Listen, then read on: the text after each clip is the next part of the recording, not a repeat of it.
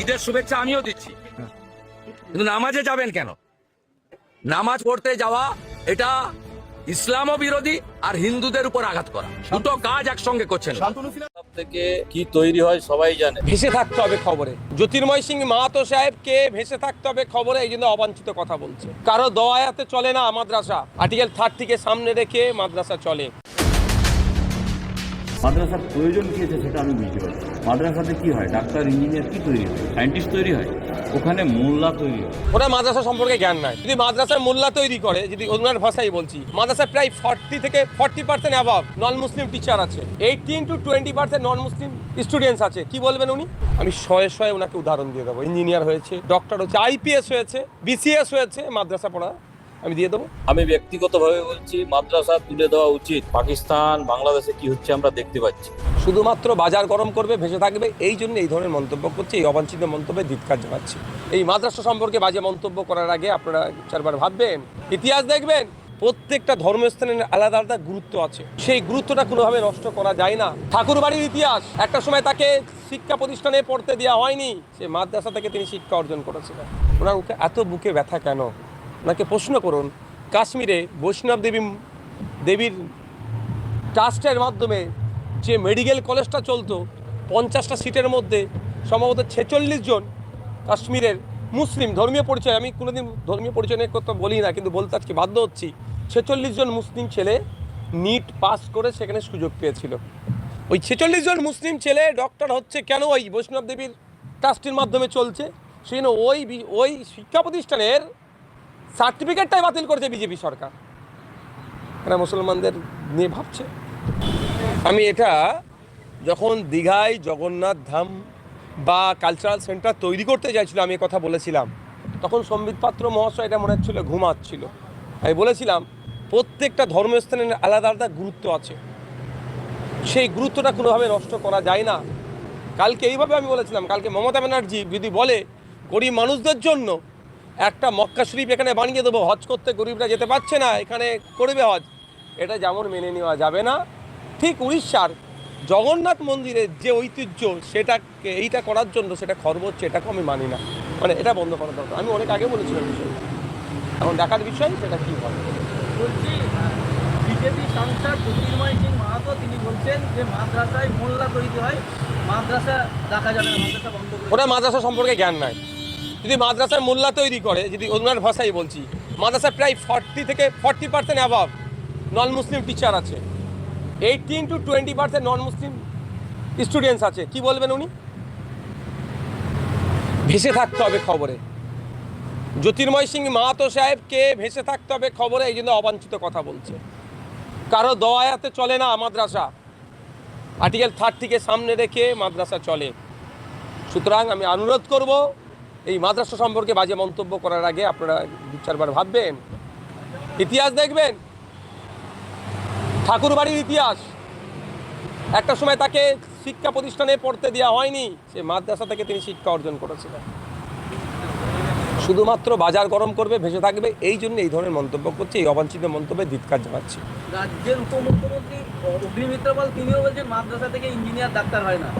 আমার রাজ্যের উপমুখ্যমন্ত্রী আছে বলে আমার জানা নাই। উনি একটা দপ্তরের মন্ত্রী, এর আগেও বলেছিল এ কথা, আমি আবারও বলছি, লিস্ট করতে বলে ওনাকে, আমি শয়ে ওনাকে উদাহরণ দিয়ে দেবো। ইঞ্জিনিয়ার হয়েছে, ডক্টর হচ্ছে, আইপিএস হয়েছে, বিসিএস হয়েছে, মাদ্রাসা পড়া আমি দিয়ে দেবো। আর দ্বিতীয় কথা বলবো, ওনার এত বুকে ব্যথা কেন? ওনাকে প্রশ্ন করুন।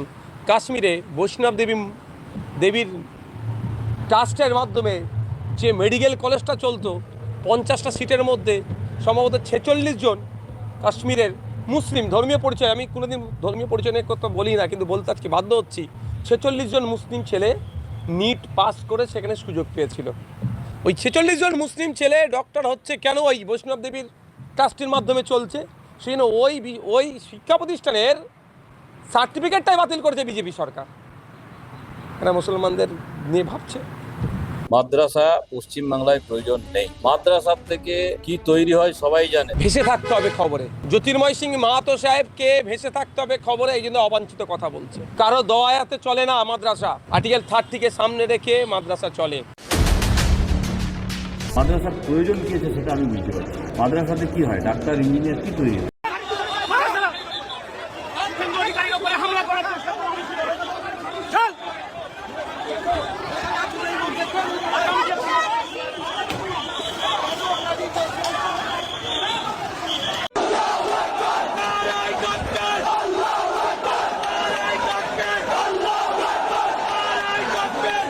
খেলা শুরু হয়ে গেছে ভাই, দেখবেন ভারতের সমস্ত মুসলমানরা এক হয়ে রাজপথে নেমে সবাই একসাথে স্লোগান দিচ্ছে, নারায়ে তাকবীর, আল্লাহু আকবার, মুসলমানের জয় হবে নিশ্চিত। ভিডিওটা শেয়ার করে সবাইকে দেখার সুযোগ করে দিবেন।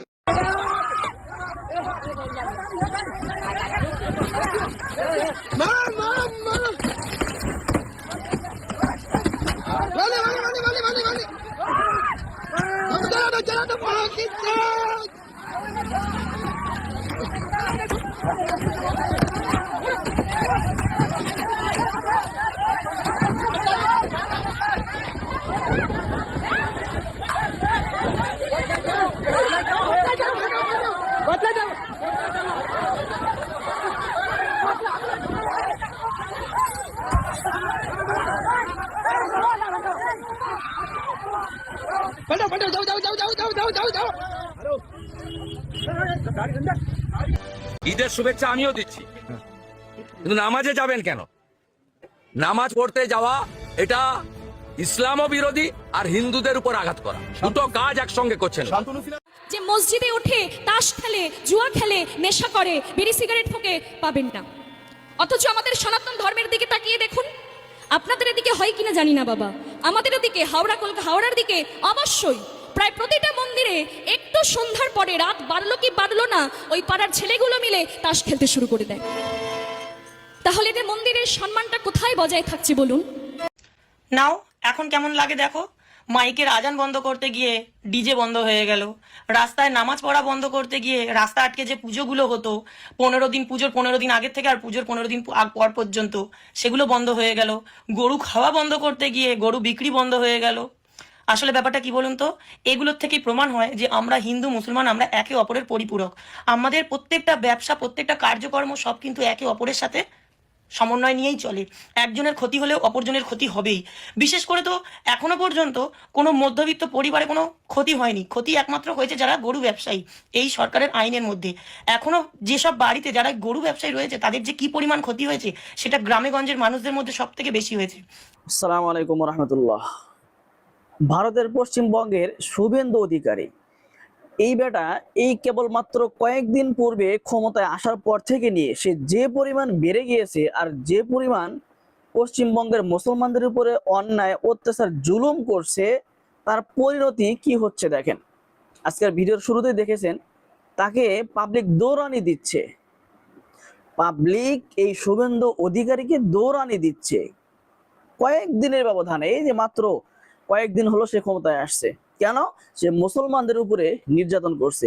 শুধু মুসলমান না, হিন্দুত্ববাদের উপরেও তার অনেক অনেক অনিয়ম হয়েছে। একমাত্র তার কথার কারণে, তার কারণে হিন্দুত্ববাদ যারা আছে বা হিন্দুস্তানে যারা আছে বা এই পশ্চিমবঙ্গের মধ্যে যারা রয়েছে, এই যে গরুগুলো বিক্রি করা, এবার কুরবানিতে কিন্তু তারা গরুগুলো বিক্রি করতে পারেনি। এমনও চিত্র দেখা গিয়েছে, পেপার পত্রিকায় এসেছে যে 500+ গরু তারা মেরে, মানে গরুকে হত্যা করে মরুভূমির মধ্যে ফেলে রেখে আসছে। কেন? যে এই সমস্ত গরু যে খাদ্য, গরুর যে খাবার, সে খাবার তারা কিনবে কি দিয়ে? আর এই গরুকে খাওয়াচ্ছে ঋণ করে, হাওলাত করে যে গরুকে খাওয়াচ্ছে, সে টাকা দিবে কেমনে? এই গরু বিক্রি হলেই তো সে টাকাটা দিবে, কিন্তু গরু তো মুসলমান কিনছে না। তো সব দিক দিয়ে এই বিজেপির নেতা এবং এই শুভেন্দু অধিকারীর উপরে কিন্তু পাবলিক চরম খেপা খেপেছে। দেখেন শুভেন্দু অধিকারী এই বেটা নালায় কি বলেছে, যে নামাজ কেন পড়বে? ঈদের শুভেচ্ছা আমিও জানাই, নামাজ পড়তে যাবে কেন? নামাজ পড়া ইসলাম বিরোধী, আর নামাজ পড়া মানে হিন্দুত্ববাদের উপরে আঘাত করা। আপনারাই বলেন এই বেটাকে কোথায় রাখা দরকার? আমার মনে হয় পাবনা, আমাদের বাংলাদেশের পাবনা পাগলা গারদে রেখে আসা দরকার। নামাজ পড়া নাকি ইসলাম বিরোধী, কি বলে এগুলা?